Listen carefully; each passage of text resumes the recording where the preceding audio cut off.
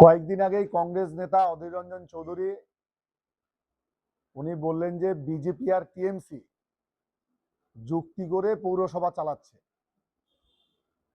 আর তার দু একদিন পরেই উনি টিএমসি কে আহ্বান জানিয়েছেন যে কংগ্রেসে যোগ দেওয়ার জন্য। আর আমার আজকের বক্তব্য হচ্ছে,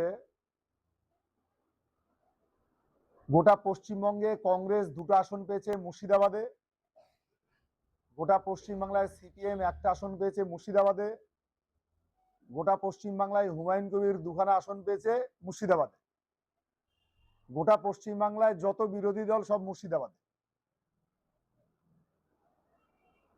তো মুর্শিদাবাদ লোকের কাছে, বিশেষ করে মাইনরিটি সম্প্রদায়ের লোকের কাছে আমার বক্তব্য যে গোটা পশ্চিমবাংলায় এত জায়গা থাকতে কংগ্রেস, সিপিএম, হুমায়ুন বাসী যত আছে সব মুর্শিদাবাদে।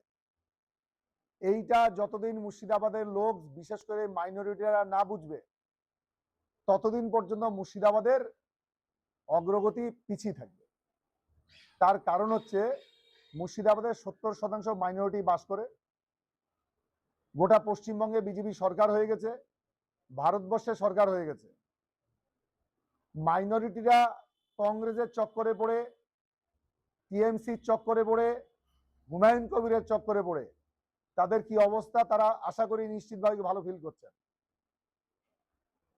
কারণ কংগ্রেসকে গোটা দেশের লোক বহু আগে প্রত্যাখ্যান করেছে, সিপিএম কে পশ্চিমবাংলার লোক 15 বছর আগে প্রত্যাখ্যান করেছে।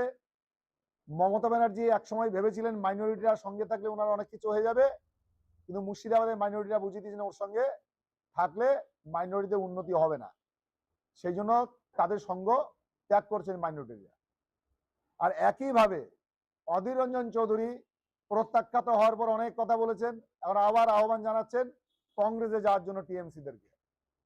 আর আমার আহ্বান, যে মানুষ সদ্য সদ্য রায় দিয়েছে ভারতীয় জনতা পার্টির পক্ষে, অধীর রঞ্জন চৌধুরী নিজে কয়েকদিন হলো হেরেছেন। এখন যদি ভারতবর্ষ, পশ্চিমবাংলা উন্নয়নের জন্য যে পথে চলছে তার বিপরীত পথে মুর্শিদাবাদের মানুষ যদি হাঁটে, বিশেষ করে মাইনরিটিরা যদি হাঁটে, তাহলে মুর্শিদাবাদের উন্নয়নের জন্য সেটা বিপরীতমুখী একটা কাজ হবে। সেই কারণে কংগ্রেস সুযোগ পেয়েছে, সিপিএম সুযোগ পেয়েছে, তৃণমূল সুযোগ পেয়েছে, প্রত্যাখ্যাত হয়েছে। প্রত্যাখ্যাত হওয়ার পরে আবার যে প্রত্যাখ্যাত পথে, পরিত্যক্ত পথে যদি আবার পা বাড়ানো হয়, তাহলে মুর্শিদাবাদের অগ্রগতির জন্য সেটা অন্তরায় হবে। তা আশা করি অধীর রঞ্জন চৌধুরী প্ররোচনা থেকেও পা দেবে না, কারণ উনি জীবনে বহু সুযোগ পেয়েছেন।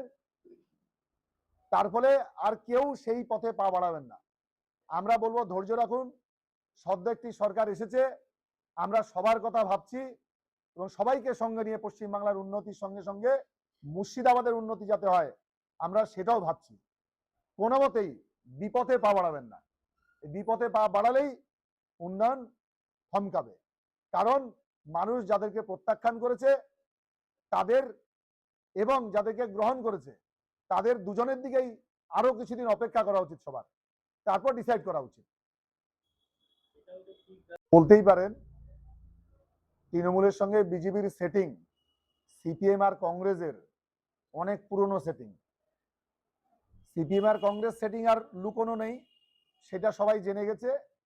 আর আমাদের সঙ্গে যে তৃণমূলের সেটিং আছে কিনা এইটা নিয়ে যে বহুজনে বহু প্রশ্ন বহুদিন দেখেছিল, সেটা পশ্চিমবঙ্গের জনগণ, মুর্শিদাবাদের লোকও তাদের রায়ের মাধ্যমে জানিয়ে দিয়েছে ওদের সাথে আমাদের কোনো সেটিং নেই।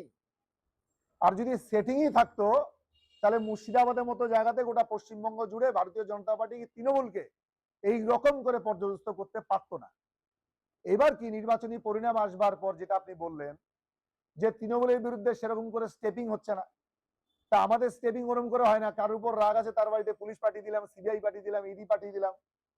কারণ পশ্চিমবঙ্গে এখন যা হবে আইনের শাসন প্রতিষ্ঠা হয়েছে আর আইন অনুসারে চলবে।